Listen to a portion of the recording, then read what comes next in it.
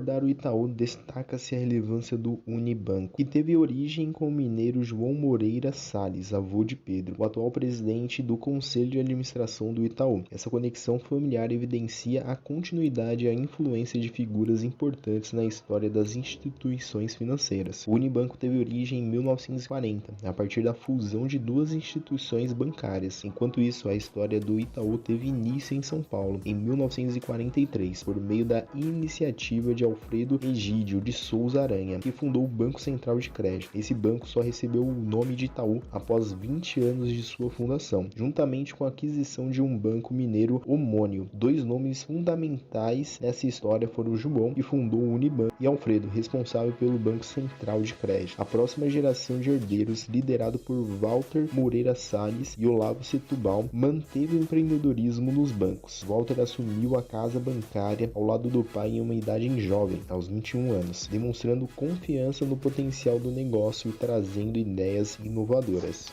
Mais tarde, tornou-se embaixador da empresa, facilitando acordos importantes, especialmente nos primeiros anos. Além de seu envolvimento no ramo bancário e na política, Walter participou de diversos outros setores empresariais, como energia, metalurgia e celulose. Olavo Setúbal, sobrinho de Alfredo Egídio, não ingressou imediatamente nos negócios familiares. Antes de se envolver na empresa da família, ele utilizou $10 mil recebidos como presente de casamento para cofundar a DECA com seu amigo de infância e colega da escola politécnica, Renato Refinetti. Reconhecendo o talento empreendedor de seu sobrinho, Alfredo Egídio o convidou para trabalhar na Duratex, empresa da qual o banco era sócio e que produzia chapas de fibra de madeira. Após demonstrar bons resultados e contribuir para o crescimento da Duratex, Olavo Setúbal ascendeu ao cargo de diretor-geral do banco, que nesse período já havia mudado seu nome para Banco Federal de Crédito. Tanto o Itaú quanto o Unibanco experimentaram um crescimento significativo durante a segunda metade do século XX, o que resultou na conquista de uma ampla base de clientes. Esse crescimento foi impulsionado principalmente por meio de fusões e aquisições de outras empresas. Grande parte dessas transações ocorreu devido ao fato de que esses bancos foram fundados por diversas famílias que uniram seus negócios em uma só instituição. Durante a fase de consolidação do sistema financeiro do Brasil,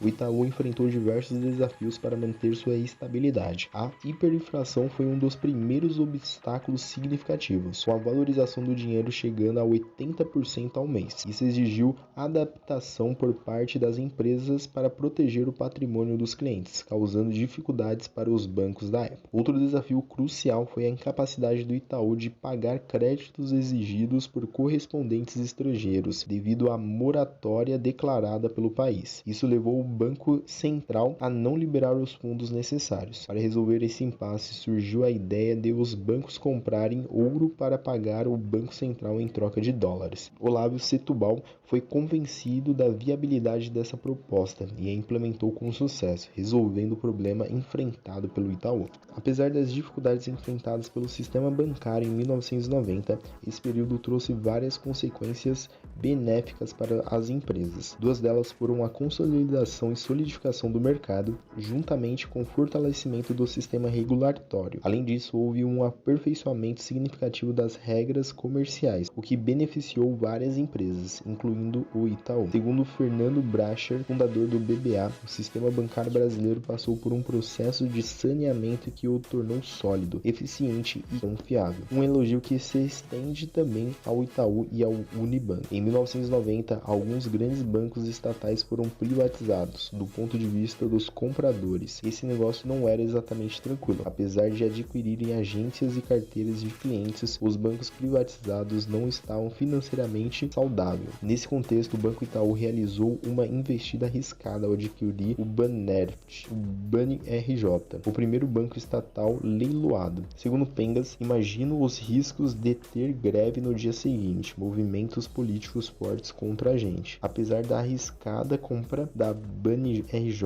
o Itaú conseguiu adquirir outras instituições estatais, como o BMGE e o Banco Francês Brasileiro. brasileiro, cuja aquisição incluiu a herança do Personnalité. Além disso, o Itaú também adquiriu o BBA, uma instituição sólida e consolidada no segmento de atacado. Em 1995, o Unibanco também realizou algumas aquisições significativas, incluindo a compra do Banco Nacional, que permanecia na família Magalhães Pinto. Após conversações e negociações lideradas por Pedro Moreira Salles, o Unibanco assumiu os ativos do Banco Nacional após sua quebra. Essa operação posicionou o Unibanco entre os 3 maiores bancos do país. Apesar de terem incorporado várias outras instituições, tanto o Itaú quanto o Unibanco mantiveram uma imagem distinta e bem estabelecida. O Itaú, por exemplo, era reconhecido como o banco dos engenheiros e dos processos. O Unibanco, por outro lado, era identificado como o banco dos economistas, destacando-se pelo foco nos clientes e pela maior flexibilidade. Apesar das diferenças marcantes entre eles e da sólida identidade individual de cada um, não houve grandes obstáculos para a sua fusão em 2008. Na verdade, devido a essas particularidades, a fusão dos dois bancos foi vista como benéfica para ambas as partes. Por volta dos anos 2000, os dois bancos estavam se aproximando em suas abordagens, enquanto o Unibanco buscava mais processos e controle sem perder as vantagens da flexibilidade. O Itaú estava se tornando menos rígido e mais flexível em suas relações com as pessoas e os consumidores. 5 anos após a criação do Itaú Unibanco, ou seja, após a fusão de 1995, a nova empresa estava prosperando. Os resultados positivos mostraram que a união foi bem sucedida, especialmente considerando a expansão internacional do banco. Essa expansão foi anunciada como uma meta em 2008 e estava cada vez mais próxima de se concretizar, o que demonstra o sucesso da fusão em proporcionar oportunidades de crescimento e desenvolvimento para a instituição. Além disso, outros aspectos positivos foi a divisão de poder entre Pedro Moreira Salles e Roberto Setúbal, que lideravam os bancos antes da fusão. Eles conduziram o processo de fusão de maneira calma e pacífica, estabelecendo uma amizade e uma parceria eficaz como empreendedores. Um marco significativo decorrente dessa fusão foi a superação dos desafios relacionados à estrutura e aos recursos humanos das empresas. Para os próximos anos, 3 desafios significativos